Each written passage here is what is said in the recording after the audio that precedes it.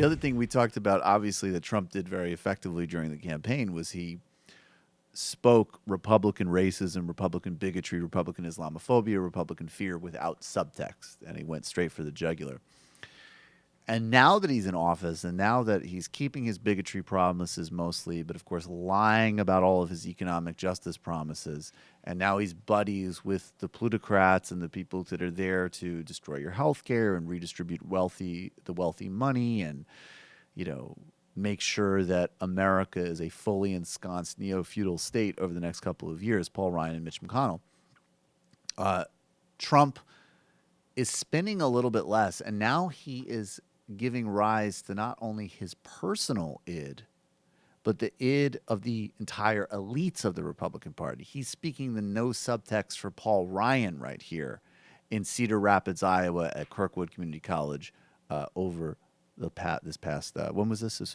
This was on Wednesday. This is Trump speaking without subtext for the entire leadership and donor class of the modern Republican Party. The legendary Wall Street genius Wilbur Ross here. He's our Secretary of Commerce. We have Gary Cohn, who is the president of Goldman Sachs. In fact, he's the president of Goldman Sachs. He had to pay over $200 million in taxes to take the job, right? So somebody said, why did you appoint a rich person to be in charge of the economy?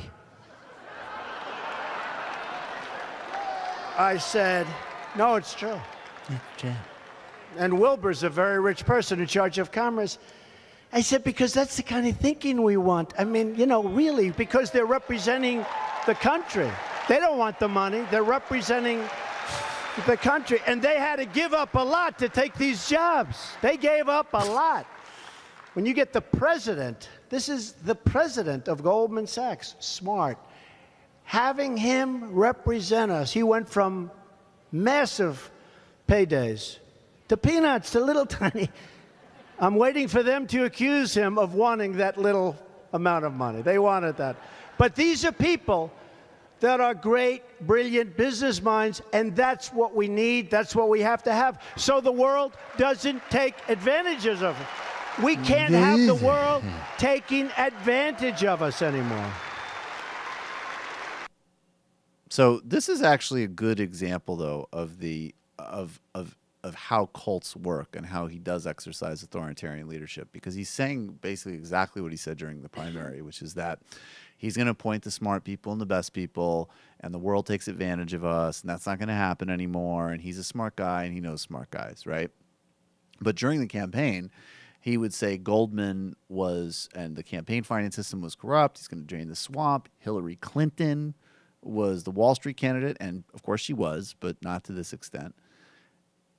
He's saying the same thing now, except now you just replace Goldman in the middle. It's gone from the villain to the savior, and the base eats it up in the same way. And this is why the people that will show up at these rallies are not persuadable. They are members of a cult. And it's not the salary they draw in government. It's the deals after government and how they can benefit from it. You orange bloated asshole. Hi, folks. Sam Seder here. We still need your help on our Patreon page. YouTube ads have come back, but not nearly as much as we had before. So if you can help us out, any little bit helps. Head over to our Patreon page right at this URL, and you'll help us keep helping you by making videos